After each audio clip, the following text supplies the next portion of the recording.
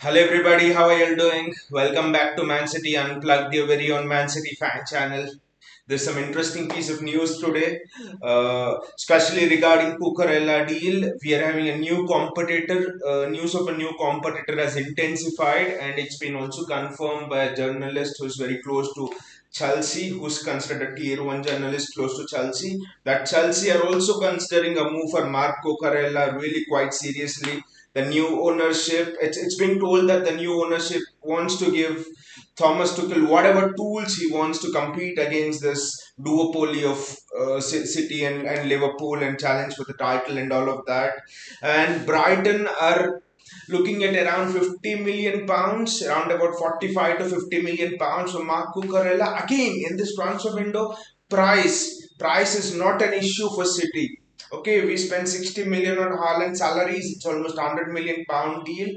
Price is not an issue, but I think City do want. I mean, price has never been an issue for City in transfers. If we believe that a player is worth 80 million pounds, we don't bargain. We pay them 80 million pounds. So, but I think the efficiency with which City, the negotiations team, the transfers team of City operate, I think we decide on a price and we generally don't go above that price. If the club asks, if the selling club asks for more price, we generally tend to walk away from the player. We've seen that a lot in the past. Harry Maguire, Alexis Sanchez, Fred.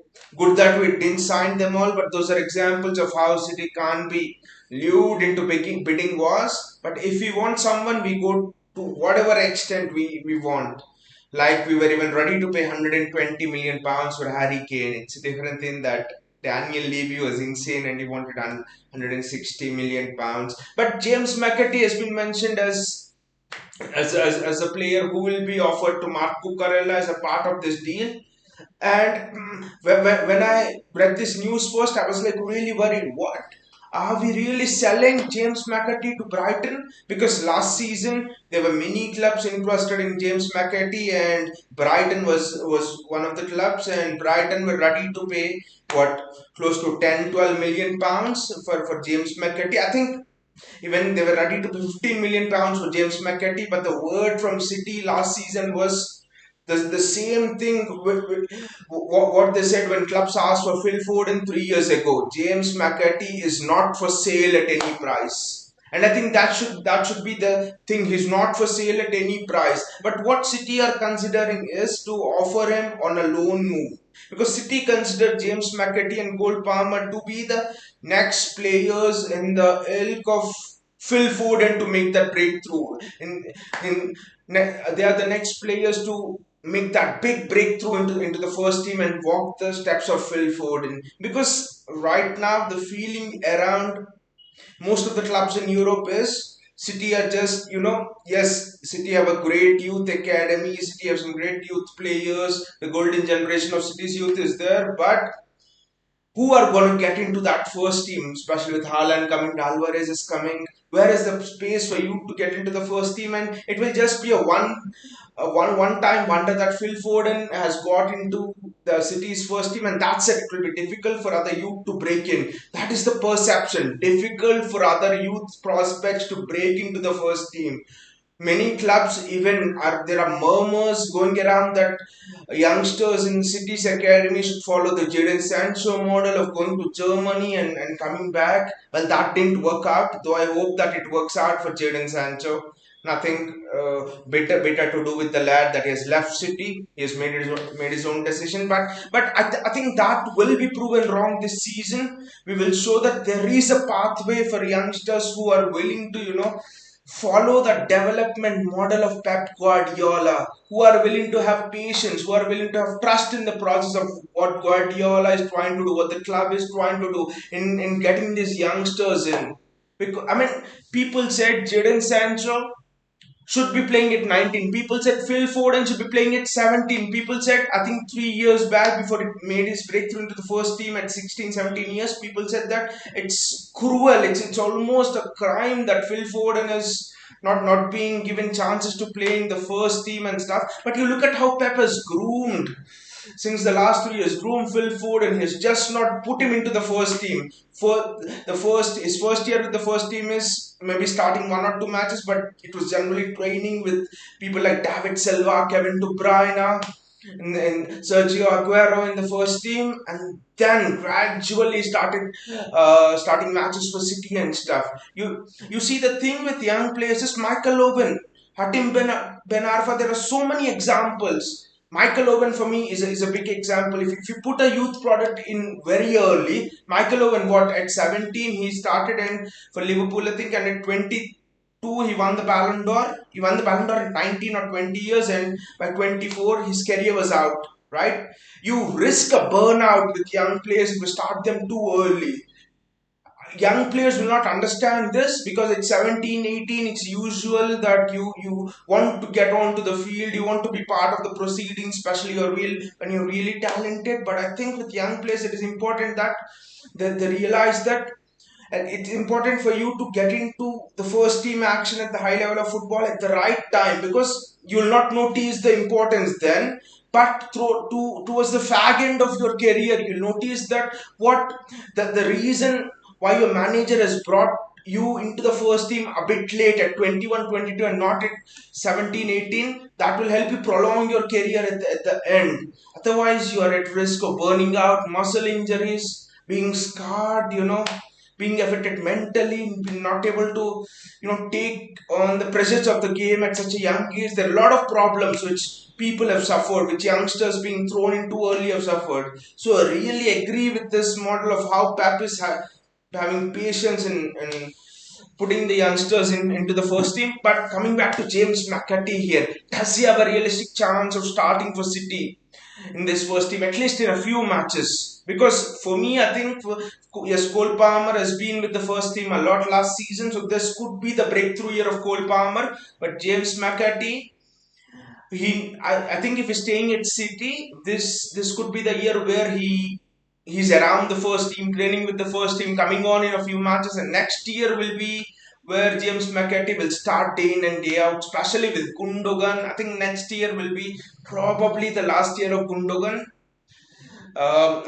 But for James McAtee, is loan a good option for James McAtee, or is staying with City's first team and doing it a good option, especially in the midfield with Rodri, Bernardo Silva, Gundogan, possibly Jack Grealish in the midfield, possibly Guardiola stating that Foden could be given more exposure in the midfield. Do you think that James McAtee could get those many amount of chances? And also, this Brighton deal is interesting because he is going to Graham Potter, and Pep is an absolute fan of what Graham Potter does. His style of play. Even on the show yesterday, we were discussing that when Pep retires, who do you want Pep to? Who do you want to replace Pep? And I was telling Graham Potter, because the way Brighton play those triangles, passing the ball, it's the closest in the Premier League you get to how City plays. So I think Guardiola also here is comfortable with sending James McAtee to Brighton. I think it's a really good deal. Cucurella, 25 million pounds plus James McAtee on loan. Do not sell James McAtee on loan. So I think that's an enticing prospect. Everyone will be a winner here. GSK says, I want to see Bellingham to replace Gundo. Uh, Bellingham, I think Bellingham will be difficult to get JSK, because next season I think there'll be bidding war for Bellingham, because even right now I'm thinking Liverpool want Bellingham. Uh, the noise around Liverpool Football Club is Jude Bellingham is almost certain to come to them. They're ready to go to any price to get Bellingham, and then United want to get Bellingham. Chelsea also Declan Rice, or would they want to spend 120 million pounds on Declan Rice or 100 million pounds of Bellingham? Bellingham. So Conte is said to be a fan of Bellingham. I think Bellingham will be difficult. And also, if you ask me personally, do we need Bellingham? Because Tommy Doyle is returning, and also Romeo Lavia is there, and also James McAtee is there.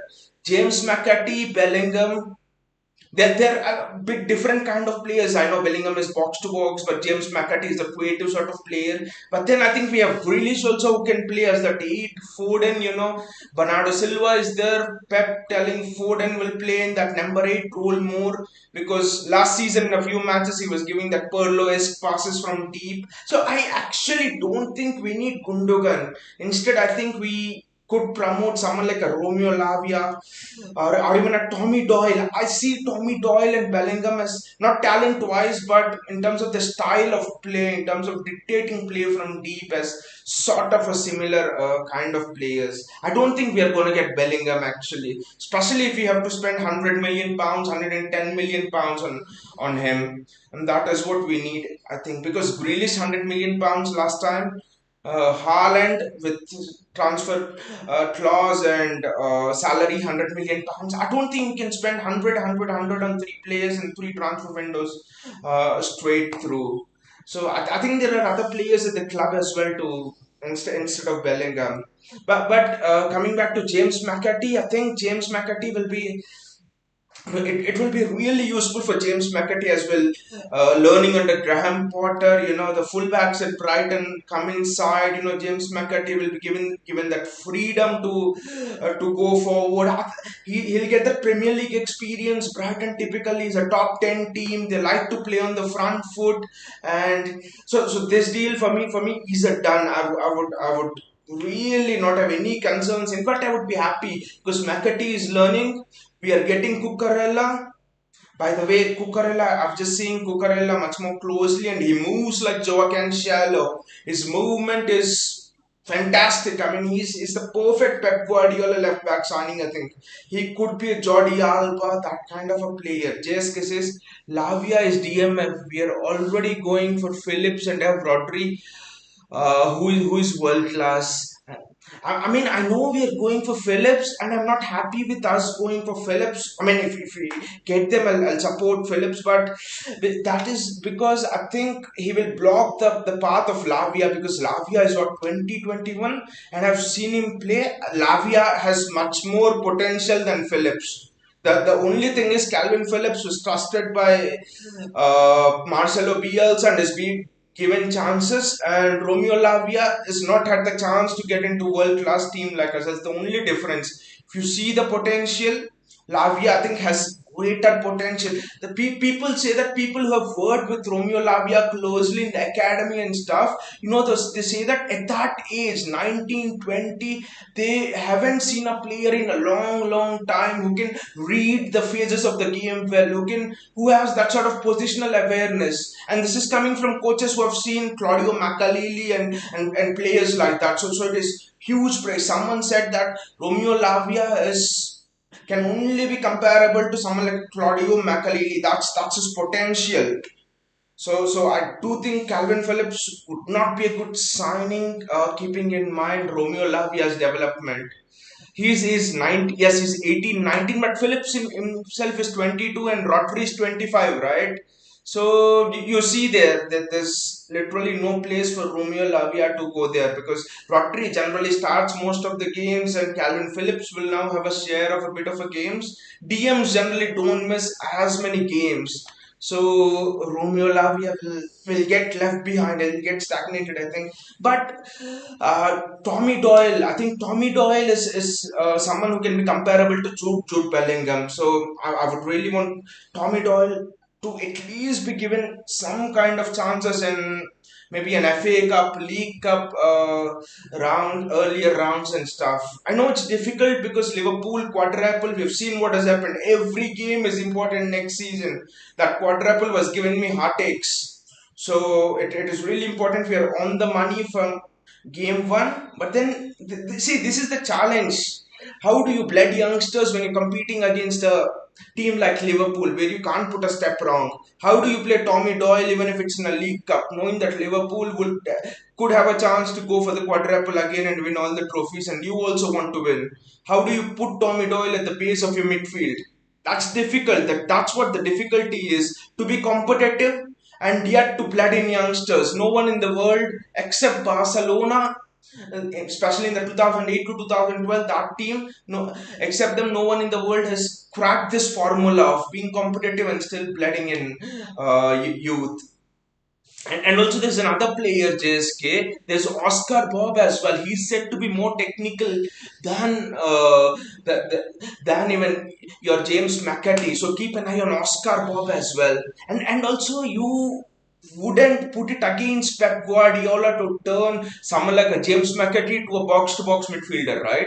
Bernardo Silva, when he has come to City, what was his role? Right wing for Monaco or central attacking midfield for Monaco? Where what is he now? One of the best box-to-box midfielders in the world. Jude Bellingham also is a box-to-box midfielder, right? But Bernardo Silva is the best in the world. So Pep Guardiola literally can turn central attacking midfielders and attacking players like that into really good box-to-box players. And also the thinking in signing Grealish also was that Pep is looking at Grealish as a number 8. Pep is looking at Grealish potentially as a Gundogan replacement. That is actually that was the noises coming out when Pep signed Grealish. Has been playing on the left and stuff. But this season you see Foden, Haaland and Alvarez or Mahrez will be our front three, and then Grealish, Rodri, De Bruyne and Bernardo Silva, or Bernardo Silva, Grealish, Gundogan, they will just keep on rotating. That's what I'm thinking. Grealish will be groomed as a future number 8, that box-to-box role, I think. And that will be the reason why we would not actually need Bellingham. So, I mean, that was the only interesting piece of news today. I mean, apart from Liverpool signing Darwin Núñez for £100 million, and the Premier League title race is going to be exciting. Liverpool are going toe to toe with us. Haaland, Darwin Núñez. I mean, it's just going to be wonderful. JSK. By the way, this is going to be last season of Mahrez too. Yes, this is going to be the last season of Mahrez, and that's why I think this is the best time to play in someone like a Cole Palmer. You know, they call Cole Palmer the next Riyad Mahrez. And Cole Palmer, he played a senior game last season, and then he went away just minutes after the senior game, and he scored a hat trick for the under 23. So Cole Palmer's time at under 23 is up. So I think Cole Palmer will get more game time next season, and I think Mahrez is not going to renew. Even if he'll renew, I think it will just be for one more season, just to guide Cole Palmer into that role, that transition role, just like it happened with David Silva and Phil Foden coming into the team, though not in the same positions. So I think we have Mahrez covered because Cole Palmer can play there, and also Alvarez can play there. Alvarez is very good playing of the right as well. So I think this is the chance to let Cole Palmer. Just imagine Foden on the left, Cole Palmer on the right, James McAtee in the midfield. That would just be awesome, right? It would almost be that we are recreating the class of '99, which Alex Ferguson did, which people thought will never again be possible. This is the chance. So that is why this is important, and that is why I'm against Phillips signing Phillips. That is why I'm against getting Jude Bellingham. That is why I'm against getting players of that age of around 21, 22, 23 as well. Okay, in defense and stuff, we don't have anyone from the academy coming in fullbacks. So you get players, but from an attacking point of view, I don't think you need to go anywhere near players of 22, 23 that age. Maybe you get someone experienced, because that will just block the path. There is Oscar Bob as well, who is ready to make the breakthrough. And by the way, there is Sam Edozie as well. I think you've seen him in the Community Shield last time. His season was cut short by injury. Sam Edozie had scored goal in every preseason match before last season, and then he started in the Community Shield, and I think he came close to scoring in the Community Shield as well. Unlucky with injuries. Liam Delap, unlucky with injuries. I personally thought this would be a great season for Liam Delap, especially us not having a striker, Delap being tall, his finishing being very good. They say almost that Delap is a generational talent as well from the academy. The only thing is not being given as many chances. City and also his season was cut short by injury. So you literally see There are so many players coming in: Sam Edozie, Oscar Bob, Liam Delap, James McCarthy, Cole Palmer, Luka Mbiti. We have six youth players who are ready to break in into this team in the next 2 seasons. At least three players in Cole Palmer, James McCarthy, and Romeo Lavia ready to break through next season. So we have to handle this very well. We are in a period of transition, not the transition in the usual way, but transition in terms of how do we get a balance between youth and the senior players, and still how do we compete with the monsters machine like Liverpool. So that's why I thought this will be really exciting. James McAtee joining Brighton, a team that play like us, a coach that thinks like Pep Guardiola, a recruitment team, a fitness team that manages players like how they do at City, will be an excellent deal, I would say. Really can't wait for the next season, guys. I know it's just June. I know it's just 10, 15 days. What, it's been 2 weeks since we clinched the Premier League title, and still it feels like I want the season to start next week. Can't really wait to see our attacking trio of Foden, Haaland, Alvarez, Mahrez, supplied by Kevin De Bruyne, Bernardo Silva, and all. By the way, another piece of news, I was just reading it today. Bernardo Silva was asked about his links directly to Barcelona. Now that Frankie de Jong is very close to joining Manchester United from Barcelona, Bernardo Silva said, "We will see after the Nations League matches." So, I mean, I think there is something there, but I think that we need not be as much worried because Bernardo Silva and Barcelona affording him. I don't think that's actually possible, because yesterday I was reading Barcelona owe 150 million pounds in wages to their captains, in PK and Busquets and Jordi Alba. So Barcelona don't have money. How will they afford? But again, like we discussed on length yesterday, I do not want us to lose any more players to Barca and Real Madrid. So we'll keep a close eye on this channel on how that deal goes. Anyway, thank you so much, guys, for tuning in. I hope you liked the video. Thank you so much, JSK, for all of your comments, and for the discussion. It was really great having the discussion. And please like the video, and also do click on the bell icon and the subscribe button so that you'll get notified whenever I come up with content on this channel. And every night, almost at this time, we'll have some discussion about the latest ongoings of the day, or some topics surrounding City. See you all and take care until then.